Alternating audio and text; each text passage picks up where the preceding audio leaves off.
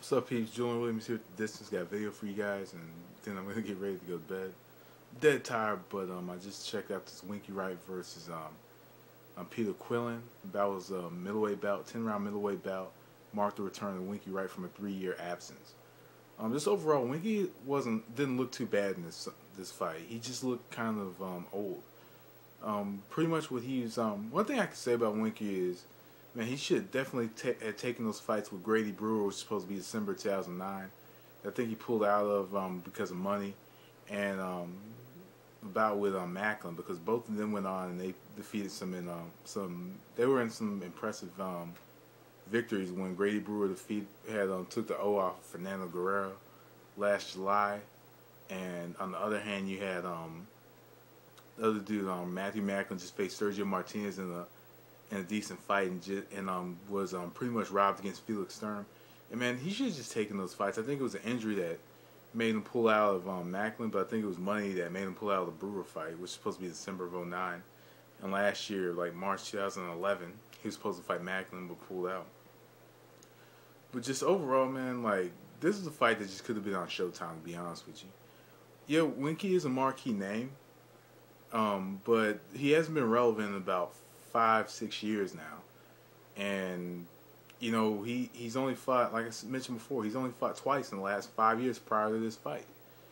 And just in this fight, he just looked old. You know, like you could tell in the first round, the timing from his jab was off. His legs were pretty much were kind of weak in the early going. Just the whole timing and the motion of his body was just overall bad, and he had to get used to it. And well, we'll give the Winky is that he did kind of get his timing back, like in the second, third round. But his timing isn't like what it used to be. It's not as sharp. He's not as sharp as he used to be. Of course, that comes with age. You know, being that he was in his last fight 37, and being in another one at 40. But I think the best route for Winky that they should have done with Winky Wright was just put him in a couple small fights. You know, get him to kind of get his timing back, and then give him a fight with Quillin. Because you know Quillin did well, except Quillin still makes some of the same mistakes. You know, when he does throw his jab, he does have this bad tendency to drop his right hands. He's throwing the jab, and Winky was able to catch him with a couple left hands in there. Another mistake he made was he stood right in front of Winky and kind of squared off with him, which is kind of a no-no because Winky knows how to land that left hand, has good timing on his left hand. Now, the only shot that really didn't have the best timing, of course, was his jab. He had, like I said, decent timing with the left, but just his jab was just off. And, you know, you could tell, you know, he was trying to kind of chase after Quillin throughout the fight. Was even knocked down with a right hand in round 5. But just overall, man, Quillin did well. You know, Winky faced a younger, stronger, you know, faster fighter who was just willing to fight. You know, but just overall, man, Peter Quillin, you know, this is probably the best victory in his career. You know, a lot of people talk about, you know, fighters coming off of layoffs and doing well, but I think the thing with Winky though is